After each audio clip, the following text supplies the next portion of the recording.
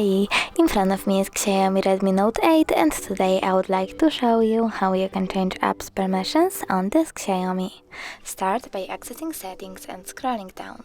Now choose apps, click on permissions and permissions again.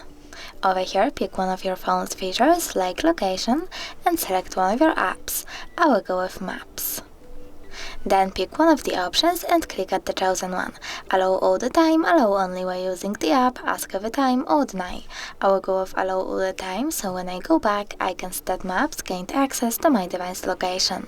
But you can also click on one of your apps, select see all maps permissions over here, and manage them from here. Thanks so much for watching. If you enjoyed this video, leave a like, comment, and don't forget to subscribe. Bye!